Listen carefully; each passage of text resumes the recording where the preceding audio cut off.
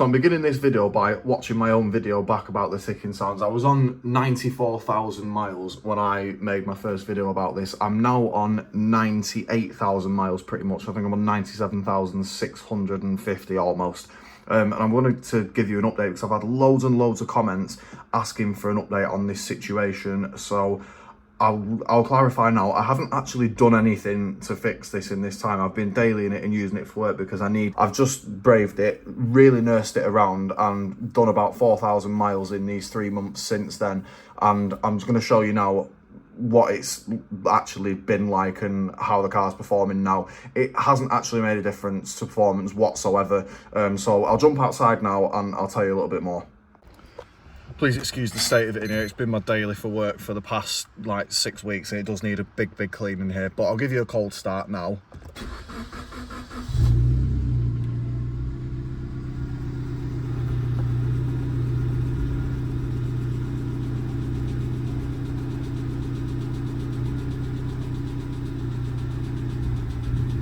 And it sounds as it usually does on a cold start. They're all a bit clappy / ticky on cold start. I probably mentioned half of this stuff in my last video, so I'll let it just warm up for a second and then I'll give you a sound comparison. But in my eyes, it has not got any worse in these 4,000 miles whatsoever. So it's been about a minute now.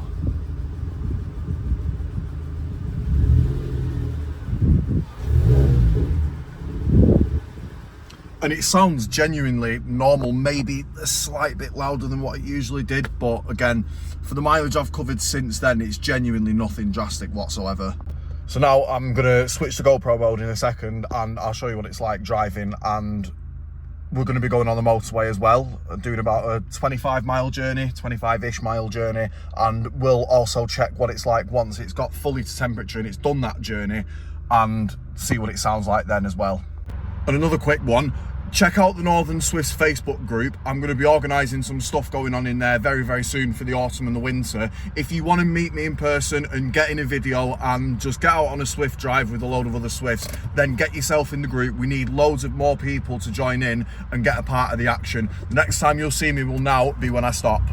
Right, journey is completed. I'm going to try and get a sound clip of this driving through the car park. Going past this Beamer. You kind of hear it just going tick, tick, tick, tick, tick, like that. I'll park up and then you'll get a better understanding of what I mean. There we go.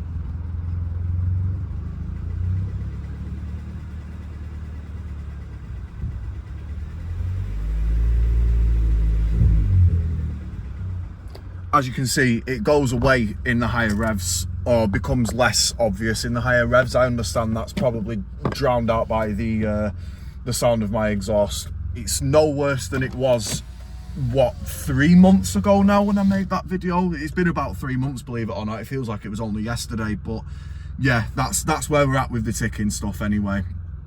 I'll also include, when I come back here in the morning at about God knows what o'clock in the morning, I'll do another cold start and you'll understand and see that it's exactly the same.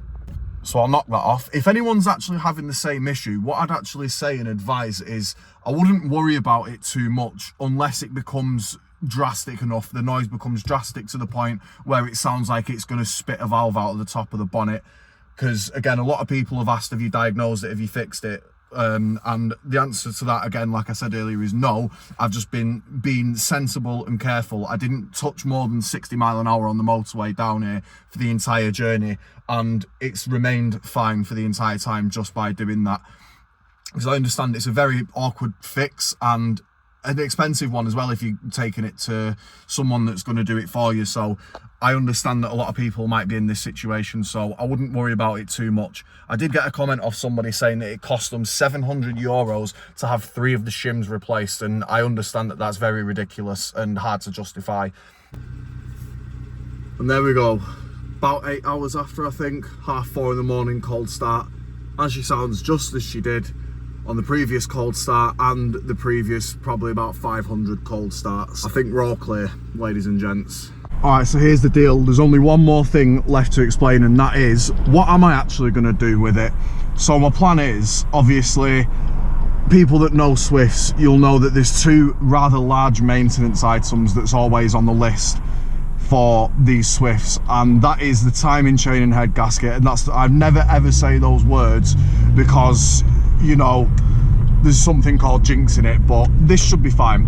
Anyway, I'm actually going to leave it until that time does come around, and I have no idea when that might be. That might be in 25,000 miles. It could be in 125,000 miles. Honestly, I have no idea with the 32s. Usually with the 31s, you do them between 100 and 120 if I was to give a rough sort of mileage estimate. But with these, I've seen some people have to do it at around 125, but I'm also aware of some that are over 200,000 miles that haven't had anything done to them. The engines haven't even been opened, so it's literally anybody's guess at this point. But I think the safe thing to do would be to wait until those are due, because there's, again, like I said, it's a very expensive repair.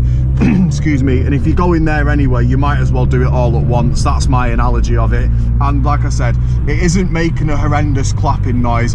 Valves aren't flying out of the bonnet. They're not being spat all over the place. It's not doing anything abnormal. There's no lights on the dash apart from the damn cursed TPMS light, which I'm not sorting out. I'm not even sorting it out with these wheels on. I'm waiting till I get my new wheels, which, if you've had a look at my Instagram recently, you might see that I found the set. I've not posted any pictures, but I have found the set that I'm going for.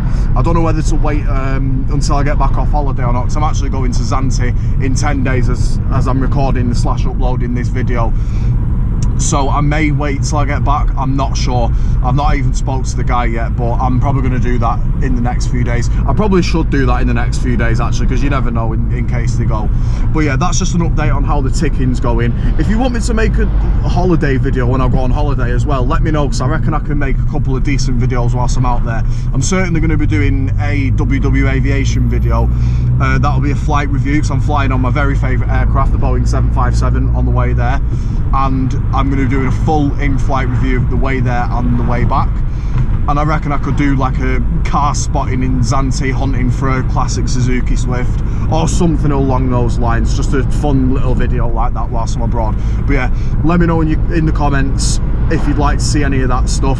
Check out all my socials for all updates and stuff like that. Second channels, Instagrams, blah blah blah. Enough plugging. Thanks very much for watching. Take care, and I'll see you soon with another one.